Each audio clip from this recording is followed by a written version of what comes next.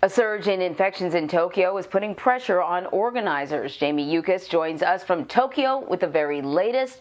So, Jamie, coronavirus cases are surging in Tokyo, the host city. It's seeing its highest daily number of infections since the pandemic began.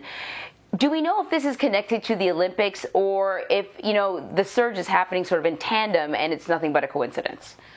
So I've been trying to read up on this a little bit to get an exact idea of what's happening here locally. And if you read some of the local papers, what they're saying is, well, it's not necessarily the Olympics themselves where it's become a super spreader event. It's the idea for people in Japan that this is their fourth national state of emergency, and that with the Olympics happening, people have kind of loosened up a little bit. They're tired of the restrictions. They see other people kind of milling about, going out to take pictures, and they've decided to go shopping. They're meeting up with friends. They're going out to dinner. And they're doing those types of things.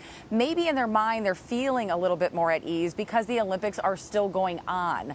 So, that's one theory that's happening here. Because if you look at the actual numbers of cases that are happening, it is relatively small in terms of the overall case count in the city of Tokyo. You have more than 2,800 cases reported just today in the city of Tokyo. That's the most since January. And that was another wave that happened here. So, but if you look at the overall case numbers in terms of the people who are connected to the Olympics, it's right around 150 or so. There were 7 new cases added today.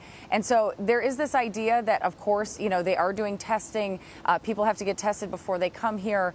There's vigorous, protocols in place all throughout the Olympics themselves and at venues and things. There's hand sanitizing stations. There's plexiglass up. They're trying to keep people distance from one another where they can. So there's just this idea that maybe there's just a little bit more, people are a little bit more at ease because the Olympics are here, but it's not a direct correlation at this point.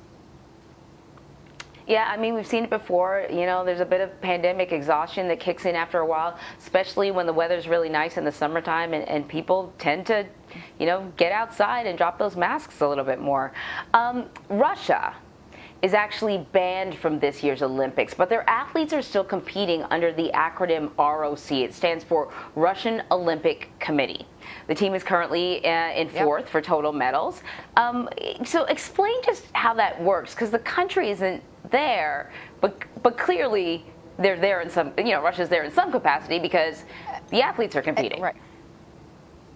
Absolutely. So what this is all about is that there was a doping scandal that happened, and some of the sanctions that were put in place were that they would not be able to compete as Russia until December of 2022. So this is actually enforceable right now during these Olympics, during the World Cup, and during the Winter Olympics that are expected to happen before their time is up in December of 2022. So there are 335 athletes under this ROC title. And I can tell you today we were at the Aquatic Center where a couple of the ROC athletes ended up winning medals. There is a large contingent of fans and people cheering for Russia. These are athletes who are based in Russia, but not part of the, quote, Russian team at this point. So people, when they go to win these medals, what we saw is that there's actually a special flag that's been designated. It's some of the Russian colors, but there's also some of the Olympic rings on it and other colors incorporated in it. So there can't be any specific tie to Russia as a nation at this point. Now, the reason these athletes are allowed to compete is that they were able to prove